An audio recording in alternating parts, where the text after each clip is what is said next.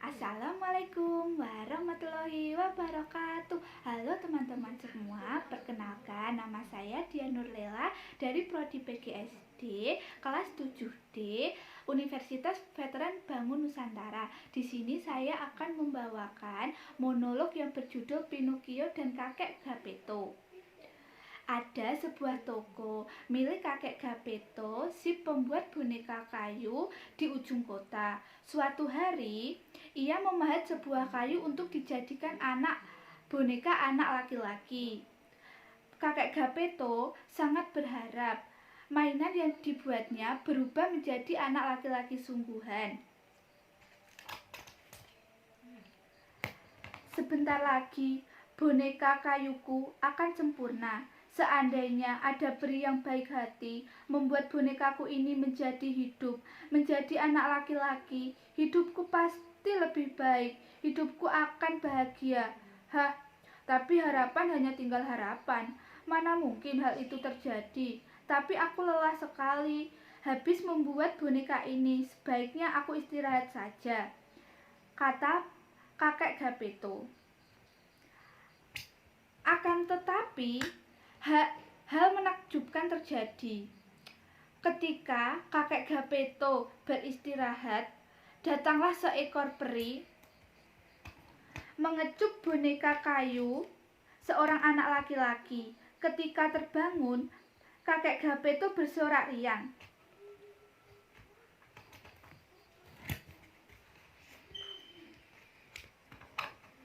"Selamat pagi, Papa," sapa Pinocchio tanpa sadar pun. Paman Gepetto menjawab, "Pagi, pagi." Pinocchio tersenyum sambil berkata, "Aku hidup, Pak."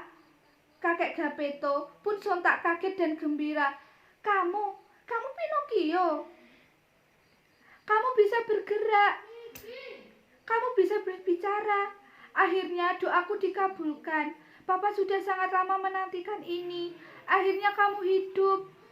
Agar kau jadi anak yang pintar, mulai besok kau harus bersekolah, Nak, kata Papa Gepetto.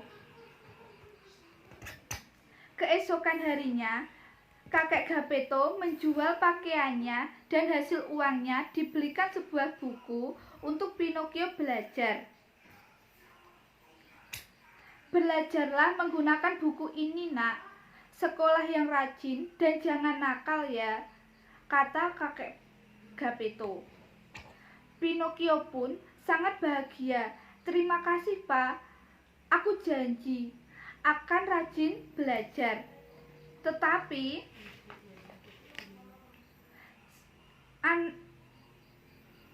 di jalan menuju sekolah, Pinocchio bertemu dengan anak yang mengajaknya untuk membolos sekolah.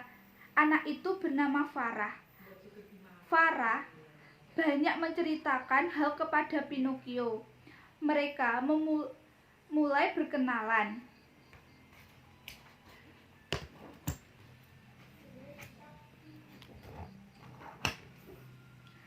"Hai, aku anak Paman Gepetto."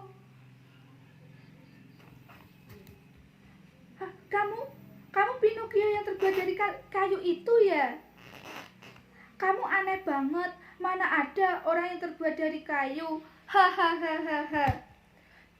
Pinocchio tak terima dengan ejekan si Farah. "Hei, walaupun aku terbuat dari kayu, tapi Papa sangat menyayangiku. Sudah aku mau pergi ke sekolah. Aku mau lanjut belajar dengan giat agar menjadi anak yang pintar."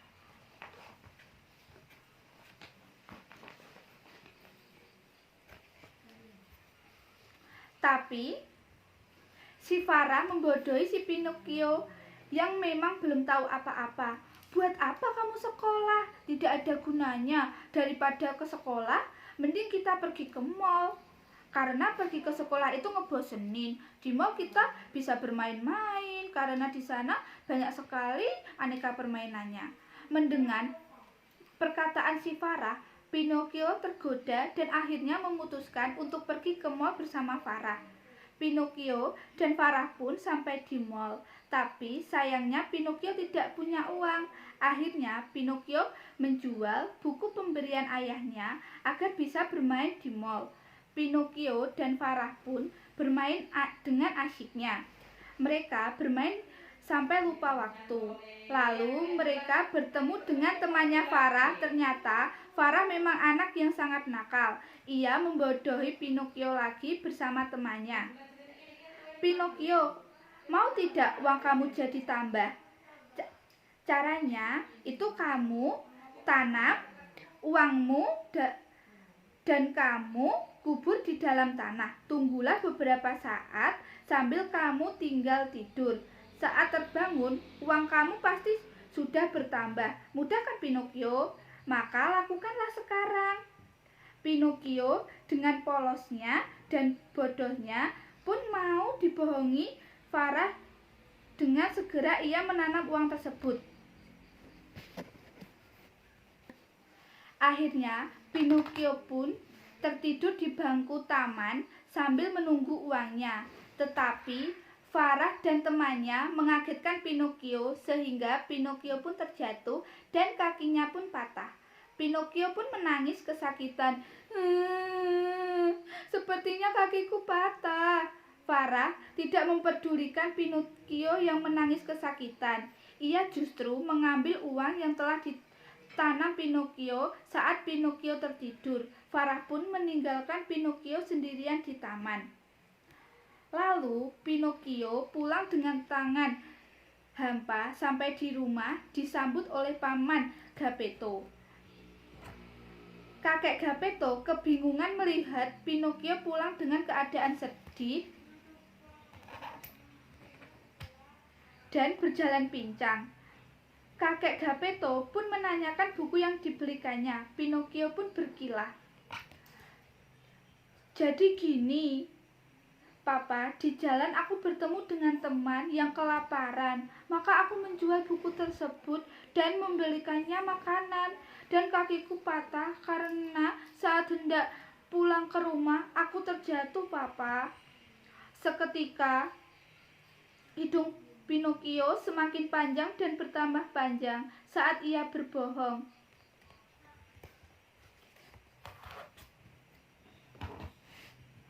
Pinocchio, Papa tahu kalau kamu itu berbohong. Jangan berbohong. Berbicaralah yang jujur, Pinocchio. Papa tidak akan marah. Seketika hidung Pinocchio pun kembali seperti semula.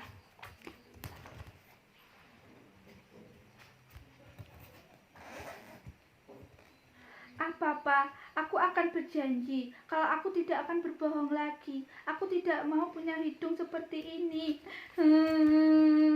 Maafkan aku, Pak. Aku tidak akan berbohong lagi. Akhirnya Pinocchio mengatakan yang sebenarnya kepada kakek Geppetto. Pinocchio pun berjanji tidak akan berbohong lagi dan nakal lagi.